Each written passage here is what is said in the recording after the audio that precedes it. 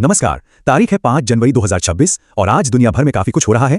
तो चलिए बिना किसी देरी के सीधे जानते हैं आज की सबसे बड़ी और जरूरी खबरें।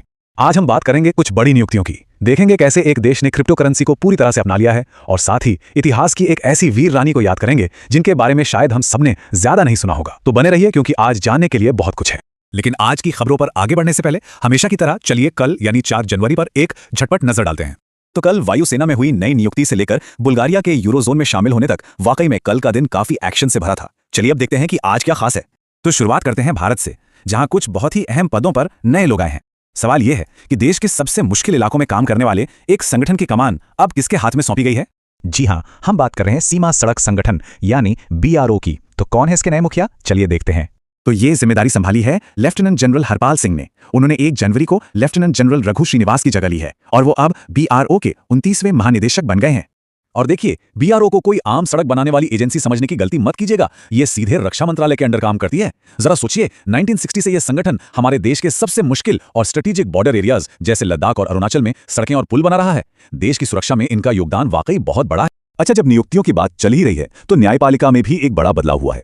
जस्टिस महेश शरद चंद्र सुनाक को झारखंड उच्च न्यायालय का नया मुख्य न्यायाधीश नियुक्त किया गया है। चलिए अब राजधानी से निकलकर देश के अलग अलग कोनों का रुख करते हैं और देखते हैं कि राज्यों में क्या कुछ नया और दिलचस्प हो रहा है। सबसे पहले चलते हैं असम, जहां मुख्यमंत्री हेमंत बिस्वा शर्मा ने एक बहुत ही खास पहल शुरू की है। ये योजना उदासीन भक्तों के लिए है, मतलब कि ऐसे ब्रह्मचारी भिक्षुओं के लिए जो वैष्णव मठों में अपना पूरा जीवन सेवा और आध्यात्म को समर्पित कर देते हैं। इस स्कीम के तहत हर एक योग्य भिक्षु को हर महीने 1500 रुपए की आर्थिक मदद दी जाएगी। ये एक छोटी लेकिन बहुत ही महत्वपूर्ण पहल है। अब असम से सीधा चलते हैं दक्षिण की ओर, चेन्नई शहर। इस हफ्ते चेन्नई में एक नहीं बल्कि 2 बड़े राष्ट्रीय और अंतर्राष्ट्रीय स्तर के इवेंट्स हो रहे हैं। तो चेन्नई में इस वक्त परंपरा और आधुनिक खेल का एक गजब का संगम देखने को मिल रहा है। एक तरफ आयुष मंत्रालय पारंपरिक सिद्ध दिवस मना रहा है, तो वहीं दूसरी ओर समंदर की लहरों पर दुनिया भर के युवा सेलर्स इंटरनेशनल सेलिंग चैंपियनशिप में अपना हुनर दिखा रहे हैं। चलिए अब भारत की सीमाओं से बाहर निकलकर देखते हैं कि दुनिया के दूसरे हिस्सों में क्या चल रहा है। अब एक ऐसी खबर जो डिजिटल फाइनेंस की दुनिया में काफी हलचल मचा सकती है। मध्य एशिया के देश तुर्कमेनिस्तान ने क्रिप्टो करेंसी पर एक बहुत बड़ा फैसला लिया है, जो शायद उसे क्रिप्टो का अगला ग्लोबल हॉटस्पॉट भी बना दे। तो इसका असली मतलब क्या है? सीधा सा मतलब यह है कि अब तुर्कमेनिस्तान में बिटकॉइन या कोई भी दूसरी क्रिप्टो करेंसी सिर्फ एक डिजिटल टोकन नहीं है, बल्कि सोने या जमीन की तरह एक कानूनी एसेट यानी संपत्ति मानी जाएगी। उसे अब कानून का पूरा संरक्षण मिलेगा। ये वाकई एक बहुत बड़ा कदम है।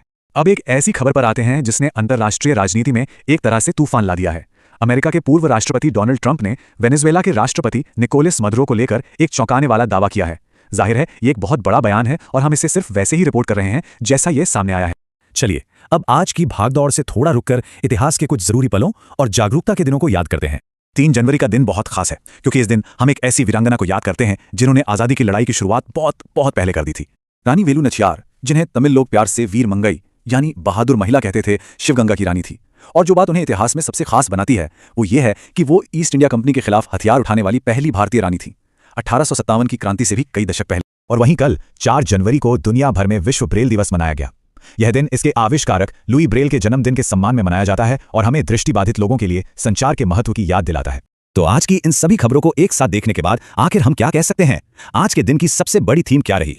आज का सबसे बड़ा टेक अवे यही है, चाहे वो BRO में नया नेतृत्व हो, तुर्कमेनिस्तान में क्रिप्टो को कानूनी मान्यता देना हो या फिर असम में एक नई सामाजिक योजना का आना हो, आज की हर बड़ी खबर लीडरशिप और नियमों में बदलाव के ही इर्द गिर्द घूमती रही।